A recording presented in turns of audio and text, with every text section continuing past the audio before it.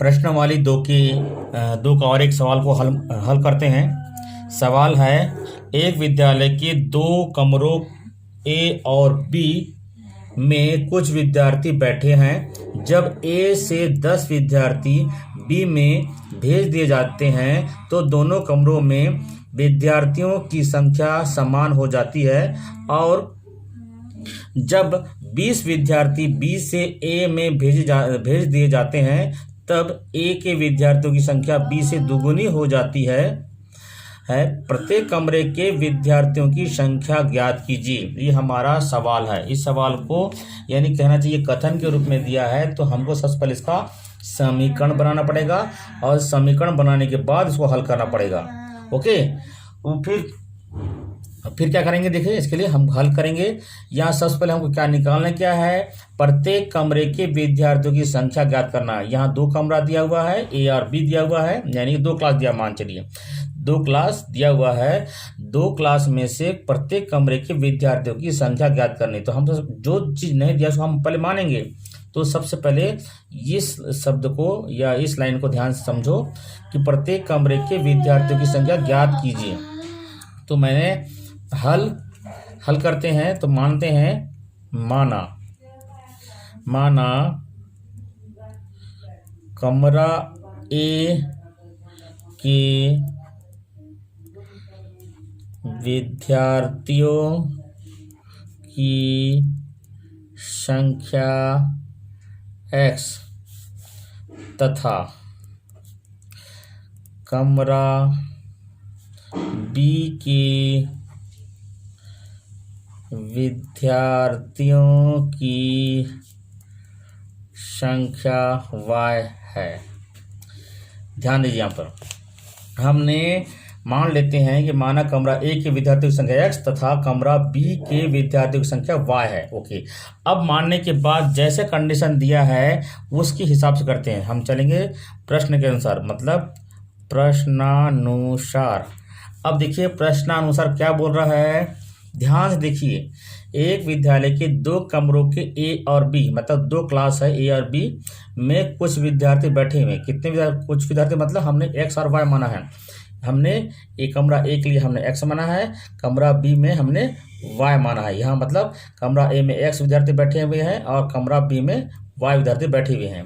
अब देखिए जब कमरा ए है ना, कमरा ए से 10 विद्यार्थी कहाँ जा रहे हैं, बी में जा रहे हैं। ए से बी में जा रहे हैं, ठीक है, या भेज दिए जा रहे हैं।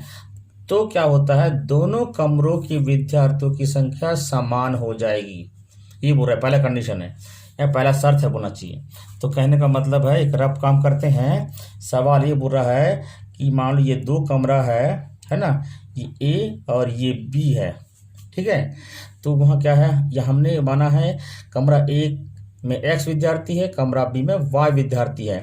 तो वहाँ पर ये बोल रहा है कि सवाल में कि ए से 10 विद्यार्थी चले गए, कहाँ पर 10 विद्यार्थी चले गए बी में चले गए। तो सिंपल सी बात है, जब ए से 10 विद्यार्थी यहाँ चले जाएंगे तो कितना बचेंगे, यहाँ पर ये में बच जाएंगे आपका x - 10 बच जाएंगे। भाई यहाँ 10 कम हो गए ना, भाई कमरा ए से 10 कम हो गए और यहाँ ये 10 ज़्यादा हो गए। यहाँ पर आपका जो है ना, यहाँ पर 10 ज़्यादा हो गए। जब एक कंडीशन में क्या बोलता है कि विद्यार्थियों की जो संख्या है ना उसके बाद समान हो जाएगी, मतलब आपके पास ये दोनों जो है समान हो जाएगी, ये कंडीशन बोल रहा है। जब कमरा ए से 10 विद्यार्थी कमरा बी में चले जाएंगे तो दोनों कमरों क्या हो जाएगा, दोनों कमरे में विद्यार्थी संख्या बराबर हो जाएगी। कहने का मतलब 10 में से ये x में से 10 घटाएंगे, x में 10 घटाएंगे, भाई यहाँ चले गए ना तो 10 कम हो गए, तो कम है मतलब घटाएंगे, और यहाँ ज़्यादा हो गए तो यहाँ जोड़ देंगे, जोड़ दिए तो उस कंडीशन में दोनों समान हो जाएंगे। यहाँ बोल रहा है समान हो जाएंगे। ये आपका हो गया पहला शर्त। तो इस पहले शर्त को हल करेंगे, मतलब कंडीशन को, तो ये हो जाएगा x - 10 बराबर y + 10। अब चर वाला इधर ले आइए, x ये y इधर ले आएंगे, ये प्लस में है तो हो जाएगा -y बराबर, यहाँ ऑलरेडी 10 दिया हुआ है और ये वाला 10 जाएगा तो ये माइनस में है तो प्लस में हो जाएगा, ये हो गया 10, ठीक है। तो x - y बराबर 10 और 10 20, ये हो गया आपका पहला समीकरण, ठीक है, पहला कंडीशन, पहला शर्त का ये हमने पहला समीकरण प्राप्त कर लिया। अब दूसरा कंडीशन फिर से देखते हैं, ध्यान देखिए, दूसरा समीकरण प्राप्त करने के लिए क्या करना पड़ेगा। बोल रहे हैं कि जब 20 विद्यार्थी बी से ए में भेज जाते हैं। मान लो आप देखिए 20 विद्यार्थी जो है ना, 20 विद्यार्थी क्या हुआ, 20 जा रहे हैं, 20 जाएंगे ए में जाएंगे, ठीक है। तब क्या हो जाते हैं, विद्यार्थी संख्या होता है वो दुगुनी हो जाएगी। किससे दुगुनी हो जाएगी, जो कम है उससे दुगुनी। भाई विद्यार्थियों की संख्या 20 से दुगुनी हो जाती है, ठीक है। तो पहले सबसे पहले क्या करते हैं, 20 से हम निकालते हैं ए में निकालते हैं, कितना विद्यार्थी को, 20। मतलब ये है दूसरा कंडीशन क्या बोलता है, ये जैसे दूसरा कंडीशन है, यहाँ ए है, यहाँ बी है, यहाँ प्लस एक्स है, यहाँ पर वाई है। अब देखिए जब 20 से यहाँ से चले गए, कितना विद्यार्थी गए, 20 विद्यार्थी गए। तो सिंपल सी बात है, यहाँ से फिर से लिखते हैं, प्रश्नानुसार लिखते हैं, प्रश्नानुसार। ये देखो यहाँ से यहाँ आ गए, मतलब x में 20 ज़्यादा हो गए, ठीक है ना, 20 ज़्यादा हो गए, यहाँ पे x में 20 ज़्यादा हो गए, ओके। और इधर क्या हो जाते हैं, यहाँ पर आपका y में हो जाएंगे, मतलब b में क्या हो जाएंगे, ये 20 कम हो जाएंगे, ये आपका 20 कम हो गए। उस कंडीशन में क्या हो रहा है, यहाँ ज़्यादा होगा ना, आपका कमरा ए है, कमरा ए में 20 ज़्यादा चले गए, मतलब ये ज़्यादा हो गए। तो उस कंडीशन में क्या बोल रहे हैं कि यहाँ पर संख्या जो है ना, तब ए के विद्यार्थियों की संख्या 20 से दुगुनी हो जाती है, मतलब ज़्यादा वाले है ना, तो ये इससे दुगुनी हो जाए, मतलब आपका कमरा 20 से दुगुनी हो जाएगी। तो मैंने इसमें से कमरा बी के जो टोटल विद्यार्थी हैं उसमें से मैंने दोगुना कर दिया, तो कमरा बी के विद्यार्थियों के बराबर हो गया। कभी भी याद रखिए छोटा संख्या में ही गुणा करते हैं, तो भाई ये माइनस मतलब ये छोटा संख्या है, छोटा संख्या में ही गुणा करेंगे तो बड़ा संख्या आएगा, सिंपल सी बात है। यदि बड़ा में 2 गुना करोगे तो और ज़्यादा हो जाएगा। भाई हमको तो ये छोटा संख्या ना, वाई में से वाई मतलब आपका वाई में हमने 20 घटाए, मतलब ये छोटा संख्या बन रहा है, इसमें हमने 2 से गुणा करेंगे, 2 गुना बोल रहा है ना, पर इसलिए 2 से गुणा किए तो आपका 1 के बराबर, हमने एक कमरा 1 में प्राप्त मतलब विद्यार्थी के बराबर हो रहा है। तो ये आपका बनेगा दूसरा शर्त। तो इसको हल करेंगे, x + 20 बराबर गुणा कर दो, ये हो जाएगा 2y - 2 को 2 दूनी 4, मतलब 20, ये 40 हो जाएगा, 20 दूनी 40, ठीक है। इसको फिर से पक्षांतर करते हैं, x का x, 2y को पक्षांतर कर दो, ये -2y हो जाएगा, बराबर -40 का -40, ये +20 को इधर करेंगे तो हो जाएगा -20 हो जाएगा, ओके। ये x - 2y बराबर, ये दोनों को जोड़ेंगे, ऋण जुड़ेगा तो -60, ये आपका हो गया दूसरा समीकरण, ठीक है। अब देखिए दोनों समीकरणों को हमको हल करना है। अब करेंगे, देखिए समीकरण 1 व 2 को हल करने पर, देखिए पहला समीकरण क्या है, x - y बराबर 20, x - y बराबर 20, ये हो गया पहला समीकरण। दूसरा समीकरण है x - 2y बराबर -60, ये आपका है दूसरा समीकरण। ध्यान दिए, ये दूसरा समीकरण है, x - 2y बराबर -60, ये पहला, ये दूसरा समीकरण, ये आपका पहला समीकरण हमने उतार दिया। इसको हल करेंगे, यहाँ ध्यान दीजिए दोनों का गुणांक, x का जो गुणांक बराबर है, मतलब यहाँ भी सामने 1 मान लेते हैं, इसको 1 मान लेते हैं, गुणांक बराबर है तो गुणांक अलग से बराबर करने की जरूरत नहीं है, ठीक है ना।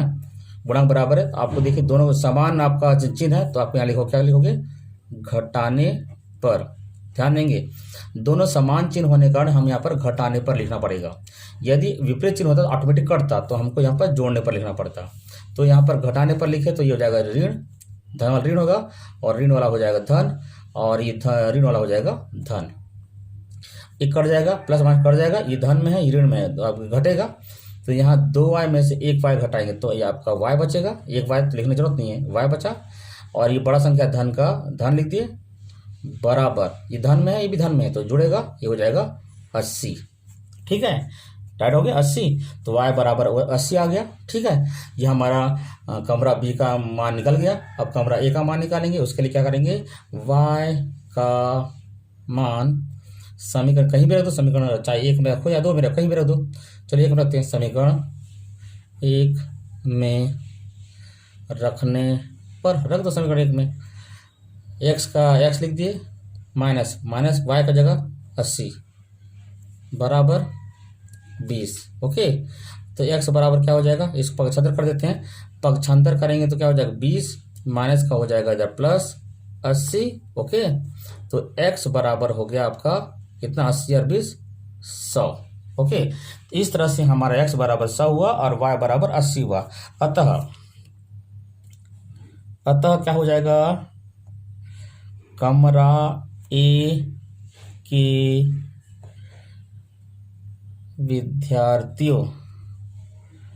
विद्यार्थियों की संख्या, ए मतलब आपका x कितना हुआ 100, तथा कमरा बी के विद्यार्थियों लिखोगे, विद्यार्थियों की संख्या कितना हो जाएगा, y बराबर 80 ना, 80 होगा, ये आपका आंसर हो जाएगा। इस तरह से हम इसको हल करेंगे। ठीक है, ये आपका आंसर आ गया। धन्यवाद। अच्छा चलिए एक बार थोड़ा सा और एक बार देख लेते हैं, कई बार क्या कन्फ्यूजन लगता है, और देख लेते हैं फटाफट। अब देखिए मैंने सवाल को हमने देखा, माना कमरा ए के विद्यार्थियों की संख्या x मान लिए, कमरा बी के विद्यार्थियों की संख्या y मान लिए। ठीक है, तो कंडीशन में क्या बोला है कि कमरा ए से 10 विद्यार्थी यहाँ चले गए तो सिंपल से x में से 10 घटेगा, x में से 10 घटा, और यहाँ ज़्यादा हो गए तो x में से 10 जुड़ जाएगा। ठीक है, जुड़ गए, और दोनों वहाँ लिखा हुआ है कंडीशन दोनों समान हो जाएगा, यहाँ समान का चिन्ह, मैंने बराबर चिन्ह डाल दिया और इसको हल किए मतलब हल करने हो जाएगा। हल किए तो हमारा इस समीकरण, पहला समीकरण बन गया। उसके बाद दूसरा समीकरण क्या हुआ था, दूसरा समीकरण क्या हुआ था कि आपका बी से, कमरा बी से 20 विद्यार्थी यहाँ चले गए थे मतलब ए में चले गए थे, तो x प्लस 20 होगा, x प्लस 20 होगा, और यहाँ x माइनस 20 होगा, तो बी कमरा बी में ये दोगुना बराबर है, सवाल में दिया हुआ दोगुना है, तो यहाँ पर हमने दोगुना कर दिया, 2 से गुना कर दिया और फिर हमने हल किया, तो ये होगा आपका दूसरा समीकरण आया। यहाँ देखिए समीकरण 1 और समीकरण 2 को हमने हल किया, समीकरण 1 और समीकरण 2 को हल किया। यहाँ देखिए ऑलरेडी यहाँ पर 2 गुणांक है, हम जानते हैं इसको जब विलोपन विधि से जब हल करते हैं तो क्या होता है, इसके गुणांक बराबर होना चाहिए, चाहे x गुणांक बराबर होना चाहिए तो y का गुणांक बराबर होना चाहिए। चूंकि x गुणांक ऑलरेडी बराबर, यहाँ पर कोई एक मतलब कोई संख्या नहीं दिया, मतलब 1 है, यहाँ भी 1 है, तो ऑलरेडी ये गुणांक बराबर है। तो हमको बस क्या करना है, चिन्ह को मतलब प्लस माइनस करने के लिए हमको घटाने पर लिखना पड़ता है। तो ये पहले प्लस था तो ये माइनस जाएगा, और माइनस वाला प्लस और माइनस वाला प्लस, मतलब हमें याद रखनी है इसको चेंज करना है। तो इसका मतलब पूरे समीकरण के पूरे चिन्ह बदलेंगे, ऐसा नहीं कि सिर्फ x का ही मान को हम मतलब चिन्ह को बदल रहे हैं और बाकी को नहीं, ऐसा नहीं, पूरे चिन्ह बदलेंगे। हमने बदल दिया, काट दिया, काटने के बाद ऋण आदर घटेगा तो ये y हो जाएगा।